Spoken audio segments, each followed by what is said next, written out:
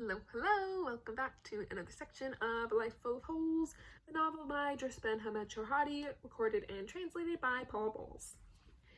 Hope you're enjoying this one. Hope you're enjoying the day. It's like beautifully sunny all of a sudden out here, so that's just great. We are less than 100 pages till the end. Yay! Okay, so it's going to take us about 3 more parts, I believe, to get through the rest of the book. Which might entail more than 3 videos for me, but you know, I'll edit them together. As much editing as I do splicing 2 videos together. So for today, I'm going to try to get through at least 1 chapter, maybe a chapter and a half. Let's see if that goes quickly. 2 chapters. But yeah, if you're liking it, hit the thumb, subscribe for the rest of the book. I also made a playlist so you can watch all the videos right in a row if you're just kind of starting out. And without any further ado, let's get started with chapter 12. We're on page 205. This chapter is titled Zinagui. One day, Mustafa came to the cafe. "Ahmed," he said, "my wife is sick. I need a girl to come and work in my house for a while." "I don't know any girls," I said. "Why don't you look for one?" "If you like, I'll look, and maybe between us we can find a maid for you." "We'll look." "If I meet some woman I know who has a daughter, I'll talk with her," I said. Wacha. Then Mustafa went to the city, and he did not mention it again. When he had been rebuilding the cafe, there had been 6 men working there every day. One of them was an old man named Cherif Buralem. He lived in Mushashkuchi, I butchered that, and had a large family. I did not think he would be able to do the work because he was so old, but he was still strong. One morning early while I was asleep, someone began to knock on the door of the cafe. Daf, daf. I got up. "Who is it?" I opened the door. I saw a Nazarene standing there. He was my age. "Sbal Khair," he said. "Good morning." What is that? I thought. How can a Nazarene be speaking Arabic like that? "Good morning," I said. "Who are you?" "I'm the Cherif Buralem's son," he said. "What? That's a surprise. You're the son of the Cherif Buralem? Look at him and look at you. You don't look anything alike." "It's the way it is," he said. "He's my father." "Good. I was sure you were a Nazarene. Come in." I gave him a chair and he sat down, and I went into the kitchen and lighted the fire. Then I put the water on to boil. I made tea and took that to him with a dish of olives. "Here's your breakfast," I told him. We stayed talking a long time. His name was Farid. When Antonio and Inez came, he went on to the beach to swim. Later, his mother and one of his sisters came with food. The girl was about 14 years old. They ate together sitting on the sand. After his mother and sister had gone back home, Farid played ball with some others on the beach. At sunset, he came into the cafe and had a glass of tea with me. "Your sister's young, but she's already very pretty," I told him. "All girls are pretty at that age," he said. "Is she working?" "No, my older sister works in the city." "You know," I said, "Mustafa's looking for a girl to work in his house. His wife is sick. Do you want your sister to work?" "Yes." "Why don't we ask Mustafa if he'd like to have her?" "Yes, it would be better for her than sitting in the house all day." "I'll ask Mustafa, and you can speak to your mother about it." "Wacha," said Farid. We left it that way. I spoke to Mustafa. He said he still needed a girl at his house. A few days later, Farid took his sister to Dradeb, and she began to work with Mustafa's wife there. One day Mustafa said to me, "I've found a painter to paint the cafe." "Who is he?" I asked him. "A man named Zinagui. He used to be a boxer. Now he paints houses." "Is he coming today?" "Yes, at 5 this afternoon." Zinagui came. "Salam alaikum." "Alaikum salam," said Mustafa. They went in. Mustafa showed him all the work that had to be done. He wanted him to whitewash the walls and paint the doors and tables and chairs. After they had talked a while, they came out and went up onto the roof. Then they sat at the end of the terrace and began to speak about money. Mustafa said, "I'll give you 30,000 francs.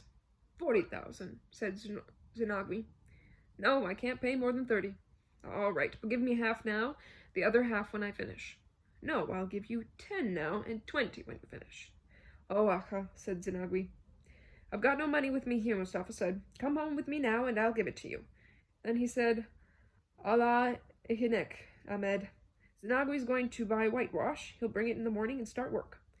Mustafa took Zinagui away with him on his motorcycle. The next morning I got up earlier than usual. I thought, I'll finish my work now and be ready for Zanagui when he comes. When I had all my work done, I had my breakfast. Then I took a chair onto the roof and sat there waiting for him. I sat, and Zanagui did not come. At 2:30 in the afternoon, I was hungry. I'm going up to Dradeb to Mustafa's house and eat lunch. I went to Mustafa's house. The door was always open then because his wife was expecting me. I went in and sat down. I called to Mustafa's wife. Here I am! She came in and shook my hand. Then she went up to the roof. Farid's sister was washing clothes in the kitchen up there. Soidia, take Ahmed's lunch down to him. Soidia brought the food and put it on the table. Don't you want to eat with me? I asked her. Sit down and eat. No, thank you, she said. I've eaten. Eat in good health. She went out. Then I called Mustafa's wife. That girl is very pretty, I told her. Well, marry her, she said. I would if she wanted to. But she's young. She'll get older. We're in the world. Everything changes. I ate and went back to the beach. I sat there all afternoon, and Zanagui never brought the whitewash. When night came, I made a fire in a pail I kept in my room and left it outside until the charcoal was burning. I kept looking for the light of Mustafa's motorcycle on the road. I took the pail inside and put the kettle over it. Later, I drank tea for a long time. Zanagui did not come, and neither did Mustafa. The next day, I got up early again. Today, Zanagui will surely come, I was thinking, and I started to wait for him again. At noon, he still had not come. A little later, I heard Mustafa's motorcycle up on the road. Where is he? Said Mustafa. Where's Zanagui? I haven't seen him. You said he was coming yesterday. I've waited all day yesterday and a half of today, and he's still not here. What? That's right. The son of a whore. He's taken the money and gone and got drunk. Do you know him? Does he get drunk? Mustafa did not answer. I've hired a robber. The son of a whore. I don't know him, I said. I'm going to look for him, Mustafa told me. Do you want to come with me? Yes, let's go. We got onto the motorcycle and went into the city. Beyond the Avenida de España on the beach was the factory where they packed the tuna fish in tins. We left the motorcycle in front of the factory and walked behind it to the sand dunes. In good weather, there were always many men lying in the sand there, drinking bottles of wine. Mustafa knew a lot of them, and he spoke to them all. Have you seen Zanagui? Finally, one of them said, Yes, I saw him yesterday in a cantina. He was drunk. We went back to the motorcycle. Mustafa said, Let's go to the Fondek at Shisha and look around. We rode to the gate of the Fondek and went inside, but Zanagui was not there. For several days, Mustafa and I went through the city looking for him, in cantinas, in whorehouses, and cafes, in bars.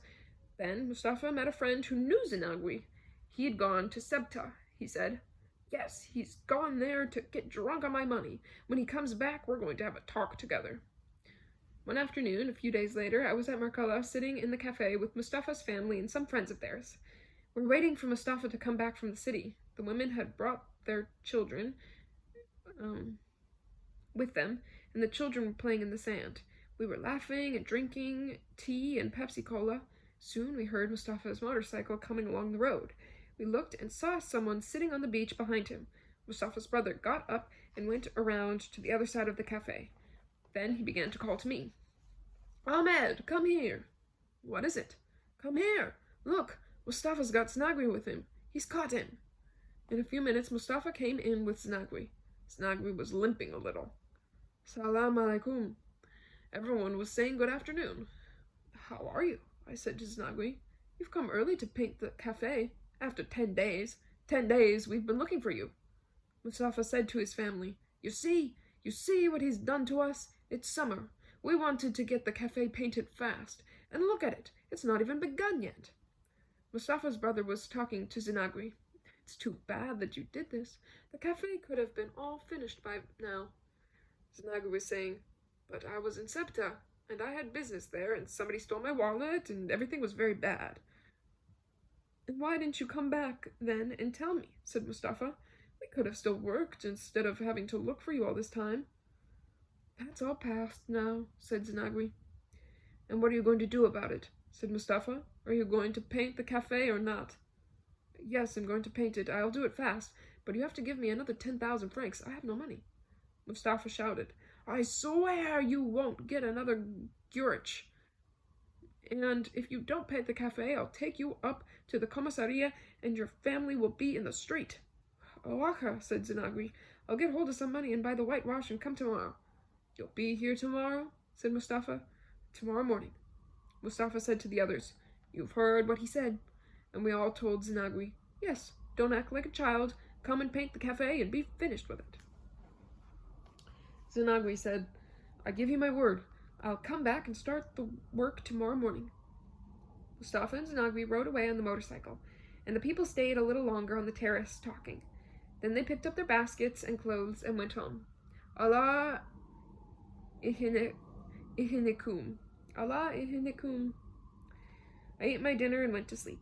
In the middle of the night, I woke up. Someone was pounding on the door. Taf, taf, taf, taf. I was very sleepy, and I didn't know which door it was. I got up and looked through the window. All I could see was the light of a flashlight outside. I said to myself, I don't know who's here with a flashlight, and I'm not going to open the door. Then I heard voices saying, There's nobody here, let's go. After they had gone, I opened my door a crack and looked out. I saw a jeep up the road. I did not see the men. That's a police jeep, I thought. What do they want with me? Somebody's probably gone to the police and told them that the smugglers are using Markala again. They want to search the cafe and see if there's anything here. I have nothing to hide. They can look here if they want to. I went back to bed and slept until morning. Antonio and Inez came, and we drank our coffee and did our work. A little later, Mustafa came. Hasn't Zinagri got here yet? He said. I haven't seen him. We talked a while. While we were talking, a police jeep came down the road and stopped. An inspector and a policeman and a driver came down to the cafe. Salam alaikum. Mustafa, will you come with us to the commissariat?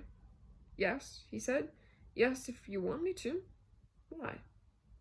A man there says you and your watchman brought him here. He says you tied him up and beat him. What? I tied somebody up and beat him? Yes, said the inspector. The watchman too. Then he spoke to me. Look, you just tell the truth and nothing will happen to you. We won't even put you in jail. Just tell the truth. Yes, I said. Whatever I've seen, I'll tell you. Why not? Why are you asking me all this? He said, Last night, you and Mustafa brought a man here to the cafe. Then you tied him up and beat him. He's badly beaten. He can hardly walk. Yesterday, a man named Zinagri came here, I said, but it wasn't at night. There were a lot of people sitting here. They saw him. He went away before they did. All right. Now we'll go to the commissariat. They took us in the jeep. When we got there, they began to ask Mustafa many questions, and he was telling them a story of how he gave the money to Zinagri and how he had been looking everywhere for him. And when I found him, I took him to the cafe, Mustafa said, and I was talking to him. I said, Don't you think it's shameful for a man to do what you've done? My family were there, and they were talking to him too, and he said he'd buy the whitewash and bring it in the morning and start work. And I told him when he'd finished I'd give him the other 20,000 francs. He came with me to the cafe on the motorcycle, and he was already lame. Everybody saw it. The police said, He wasn't lame when you took him to Merkala. You tied him up, the two of you. One of you had a club and the other a knife, and you beat him. One of the policemen said to me, You'll pay for this, you son of a whore. Watch this. He hit me twice in the face with his fist. So you like to kidnap people and carry them off to Merkala where there's nobody to help them? You like to beat them? You like to kill them? Criminals?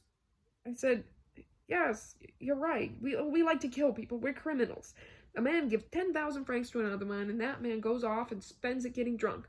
Then we ask him to do his work. Of course we're criminals. He took the money, and now he says we beat him. Come and look at him, says the inspector. You want to see him? See if you can go on lying after that. I went with him to another room. Zinagri was there. His face was black with bruises, and one foot was bandaged. I was looking at him. Allah, I thought, we didn't do this, but nobody's going to believe us. I try to keep away from trouble, and trouble follows me around, looking for me, and now it's caught me. The inspector said to Zinagri, Is this one of the men who did it? Yes, he tied me up, and the other one, Mustafa, beat me with a club, and while he beat me, this one had a knife in his hand, and he said if I yelled, he'd kill me. I did? I did that? Yes, you did that to me, he said. I turned white. I thought, See how a lie can come out of the sky and hit you. All right, I said to Zanagui. Say whatever you like. The inspector hit me in the face. You won't get out of this, no matter what you tell us, he said. That's all I have to say. What I've already told you. I can't say any more than that. Now stop hitting me. I'm already beaten. Can't you see that? I do everything I can so I won't have to come here to the commissariat and be hit by you. If you're going to call me a criminal, it would be better for me to go out and steal right now. Then at least you'd have a reason to hit me, and I wouldn't have to stay alone at Merkala winter and summer for 100 francs a day. The inspector took me to a bathroom. We went in. All right, take off your clothes, he told me. Am I going to take a bath?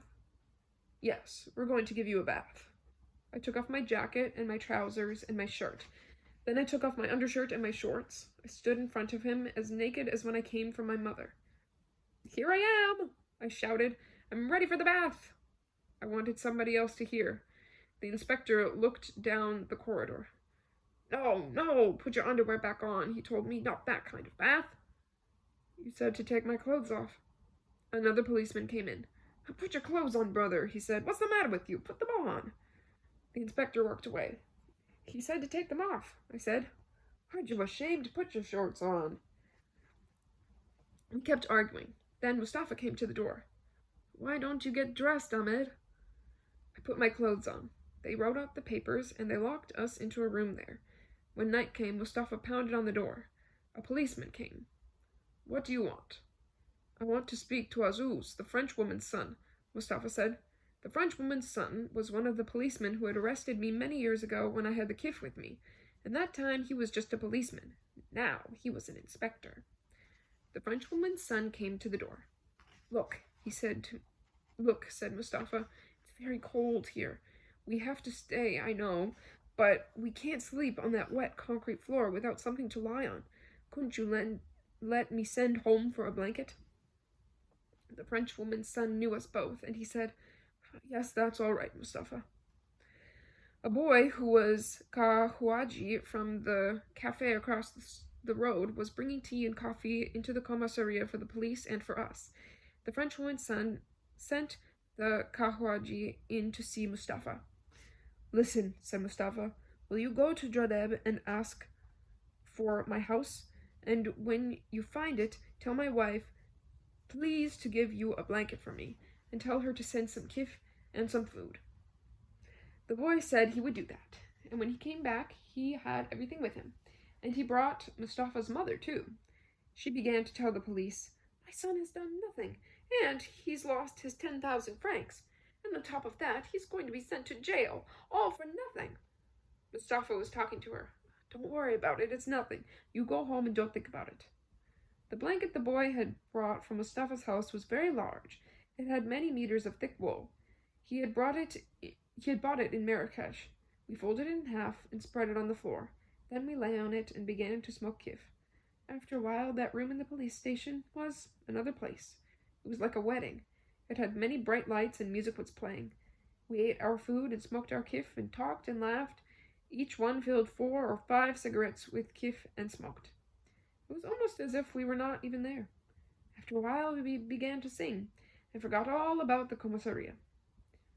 Once Mustafa said, There's no justice in the world. What difference does it make? I said. I had the kif in me. I was happy. And finally, we went to sleep. In the morning, we got up. At 9 o'clock, they called us.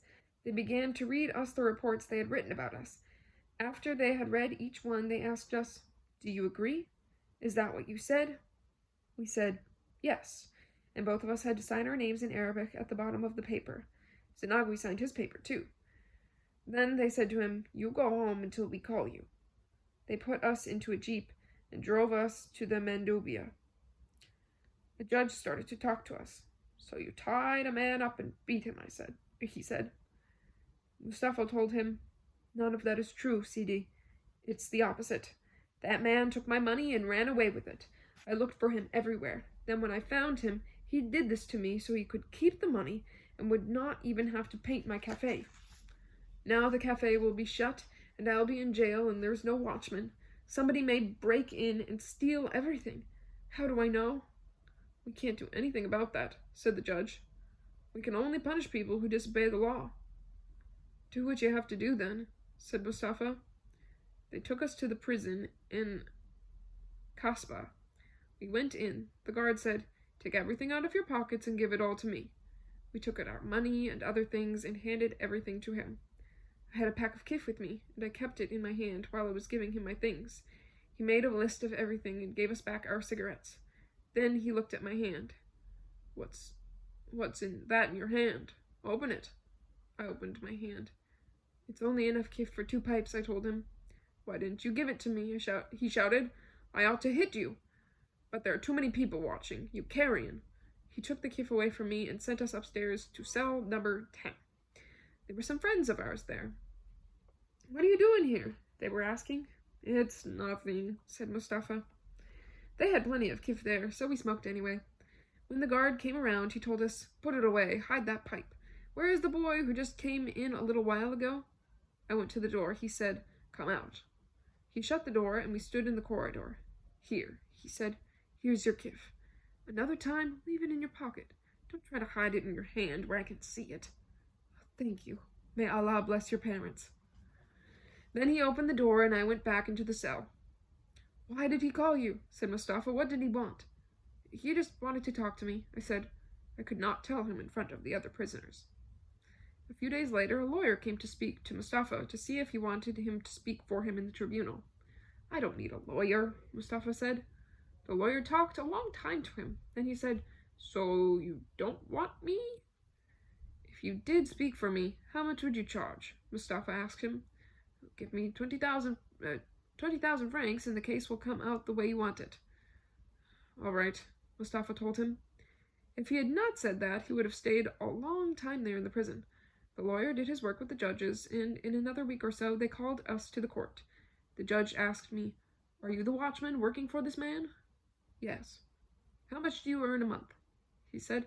I told him 3,000 francs and lunch every day. "Good. You tied up this man and your employer beat him?" I explained to him everything that happened, and I said, "Now the cafe is empty with no one to guard it, and we're in jail. That's the only truth."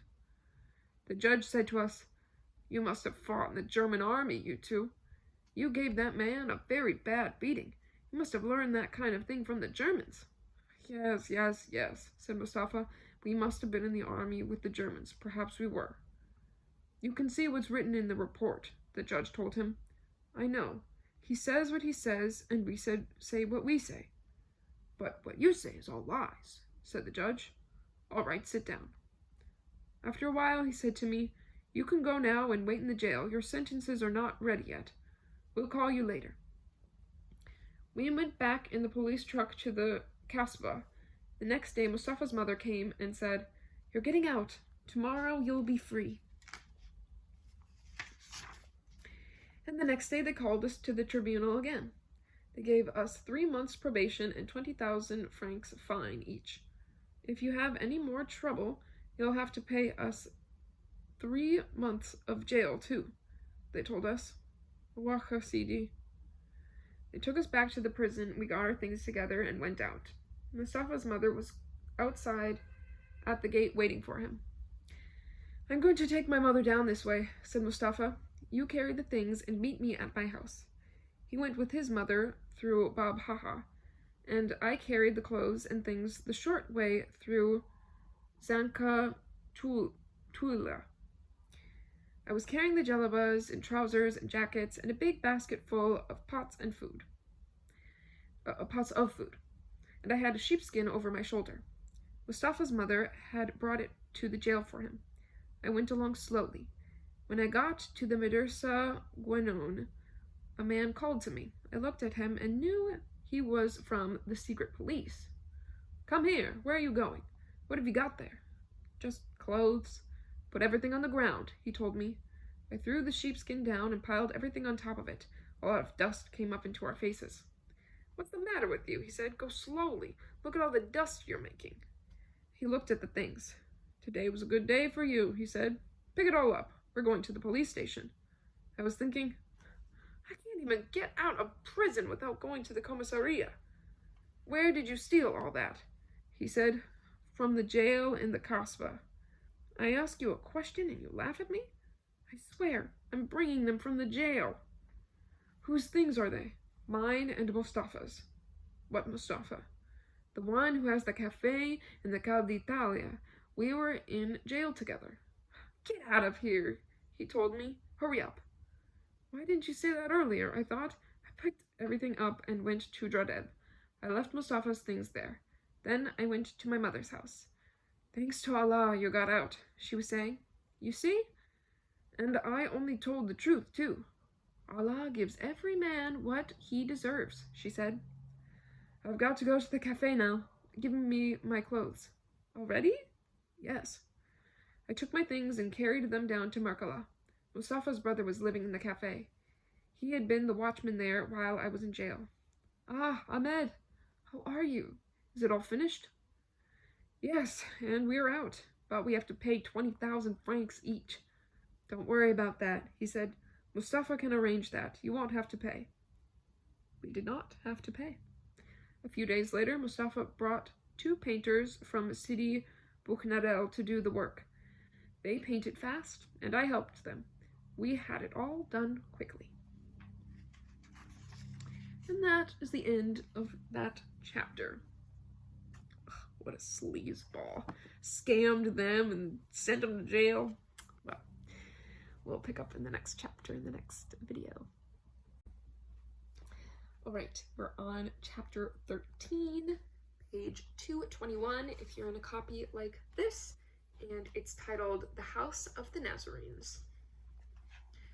Mustafa's wife was feeling better. She began to come down to the beach every afternoon. Sadia was still working there for them, and she came with her. I was always talking to the girl. I told her how pretty she was, and this made her laugh.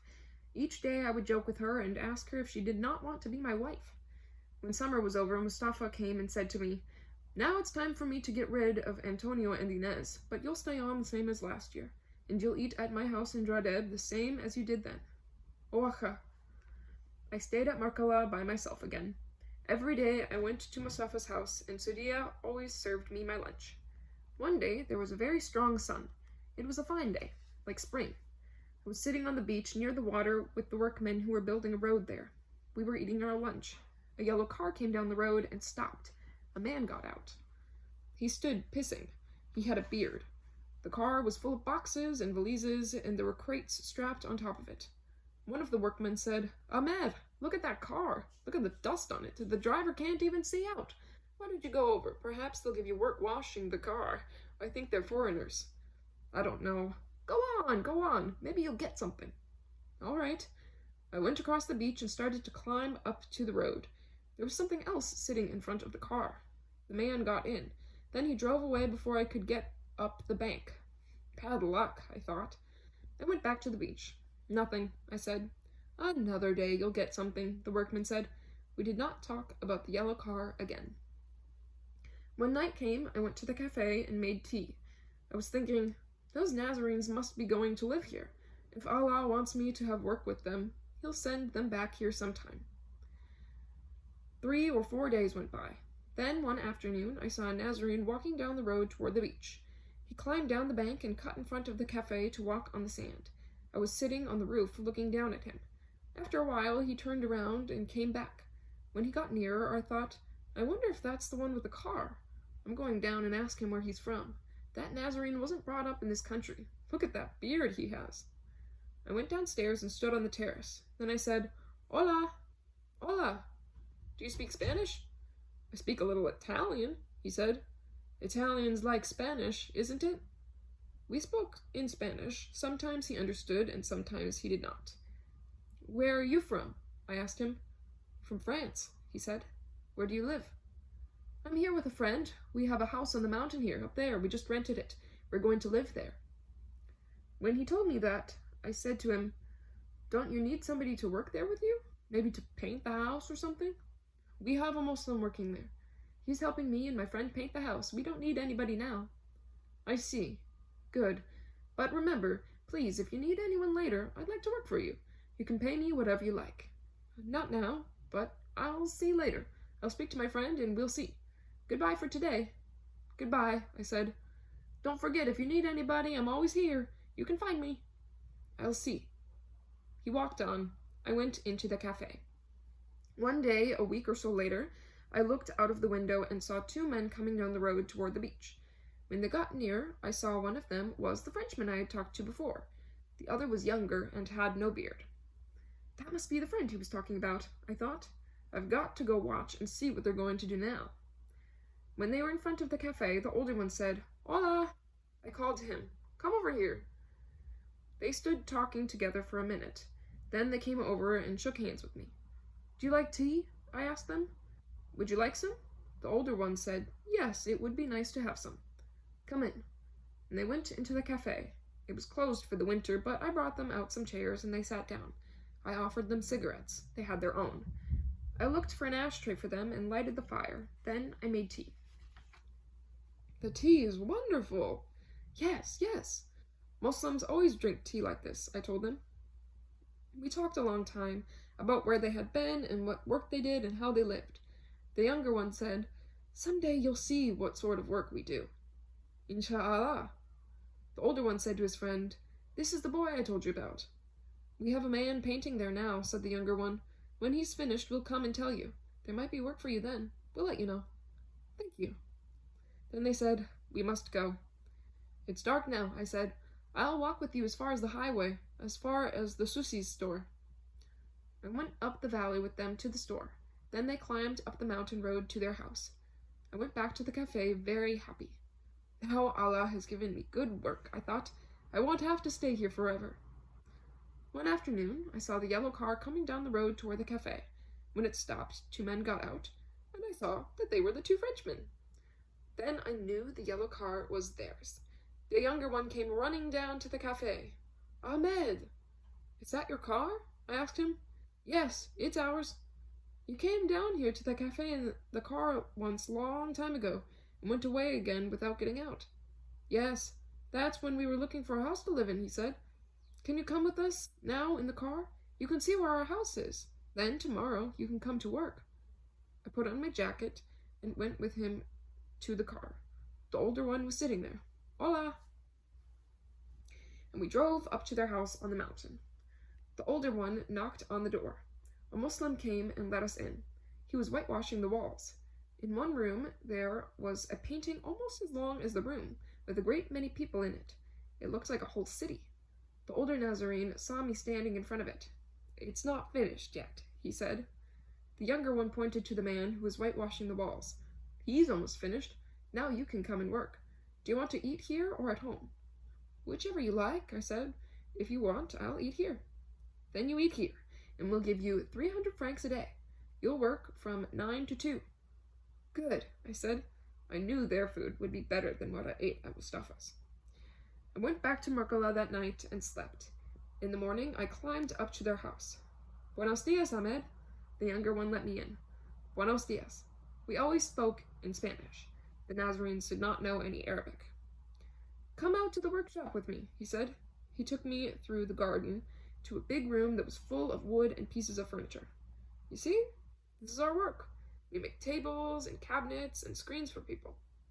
He gave me a piece of wood with a curved line drawn on it. "Can you cut along this line?" he asked me. "No, I don't understand that kind of work," I said. "We'll give you something else to do." He brought out a tray full of many different kinds of hinges and screws. "Put all the ones that are alike together, each kind in a different box," he told me. "Later you can learn how to cut the wood." I worked a while with them, and soon I knew how to cut wood the way they wanted me to, and I went on learning. I cooked their lunch for them every day.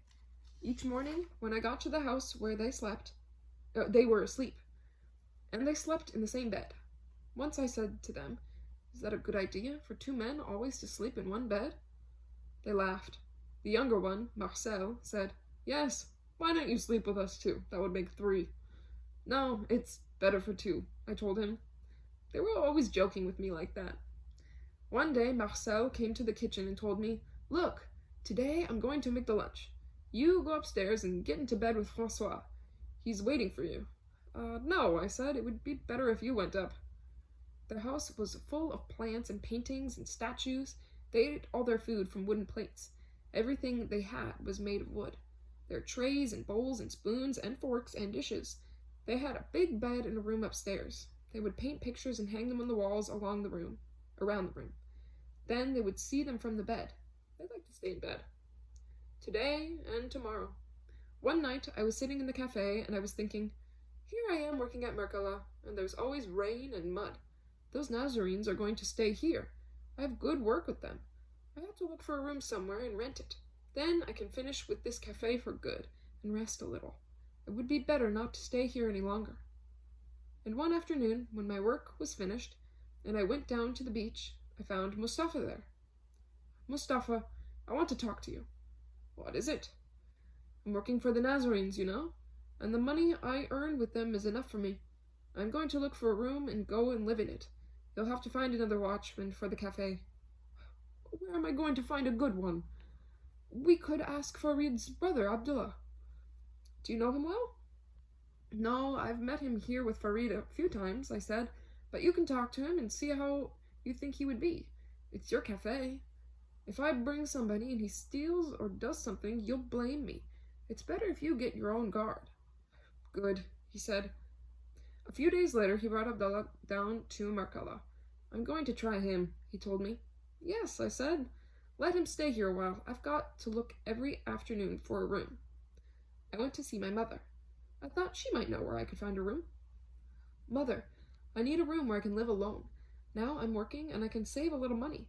Maybe later I'll have enough to buy some clothes and get married. Oh, Allah, it would be better for you if you could. You don't know where I can find a room? Wait until your stepfather comes. He might know about one. Good. I'm going up to Machkashi for a while. I'll be back. I did not want to see my mother's husband.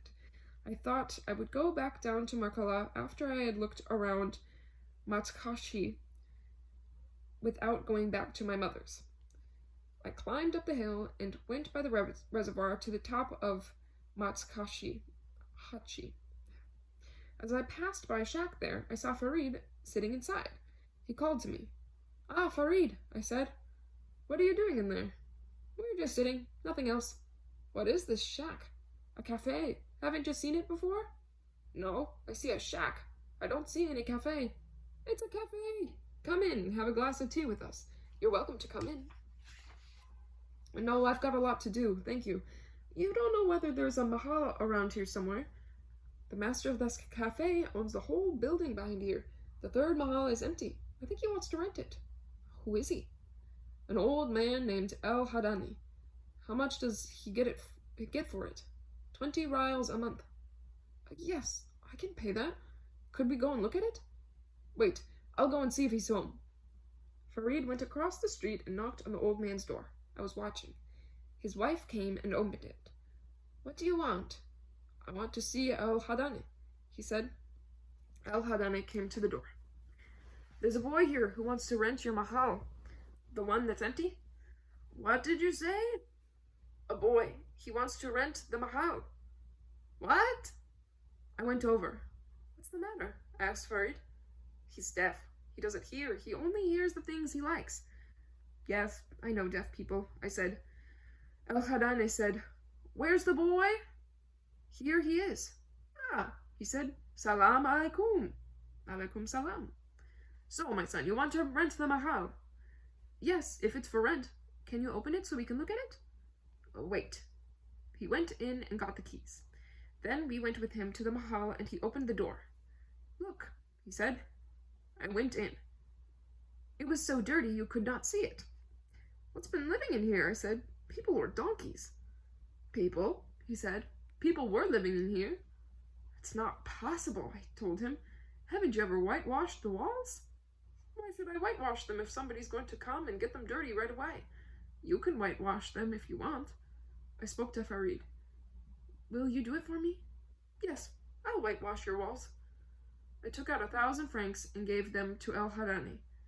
Give me the key, I told him, and make me out a receipt. Tomorrow I'll give it to you. Then I gave 200 francs to Farid. Buy a little whitewash and cover the walls with it. It'll look better that way. But before that, we'll get some Sudani and burn it. I want to get rid of some of the bed bugs. I went to the bacal and bought 50 grams of powdered red pepper. Farid's house was down the street. He went home and got a mijma full of hot coals. When he came back, we blew on the fire with a bellows until it was very hot. We stuffed rags and papers into all the cracks in the walls so that the smoke would not be able to get out.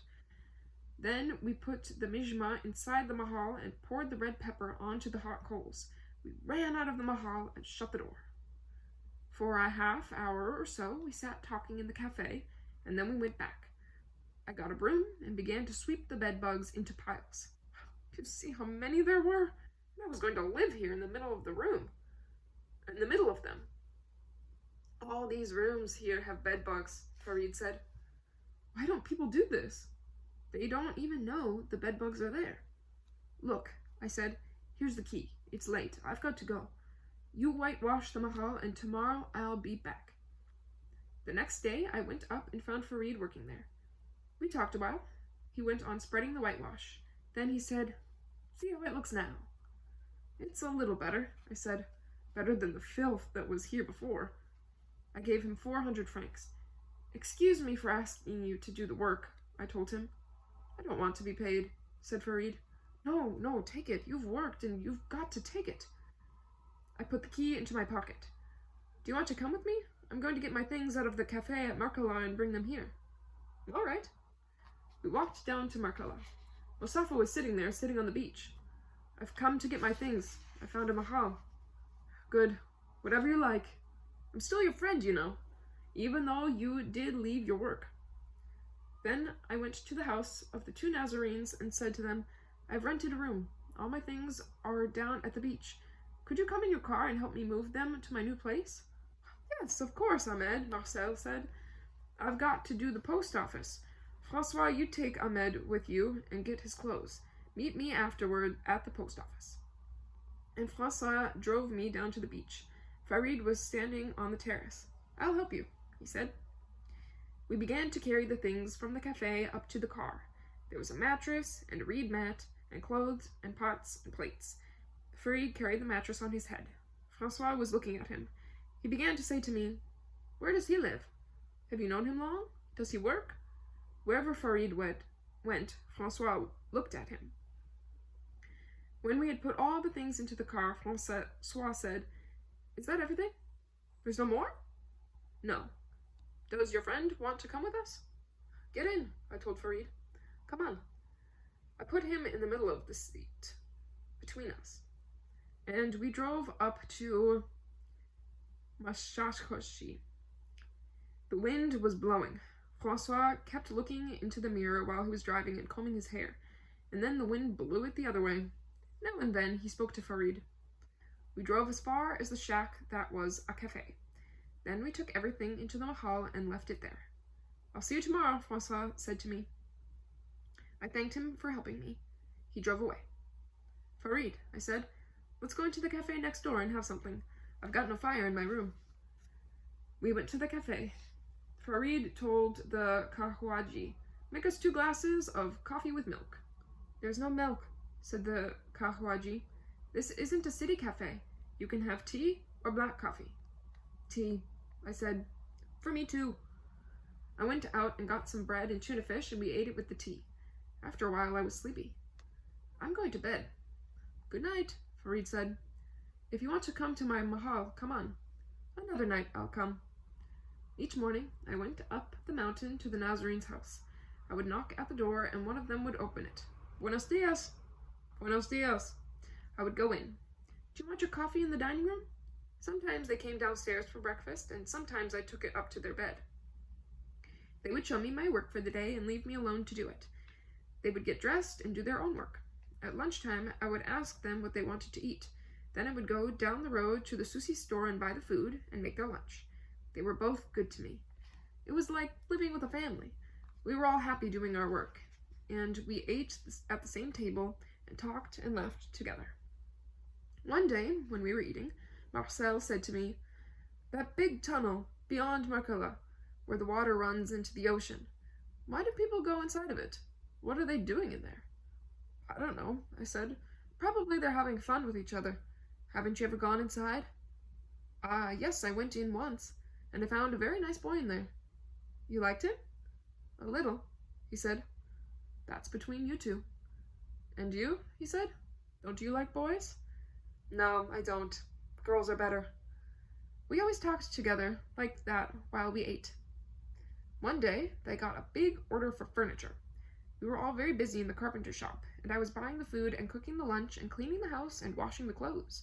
Marcel came to me and said, "We've all got too much work in this house. Can't you find us a maid? She can do all the other things, so you can spend all your time in the shop working with us. How much do you think we should pay a girl like that?" "I don't know. If I can find one for you, you'll have to talk to her. I'll see if I can bring a girl here.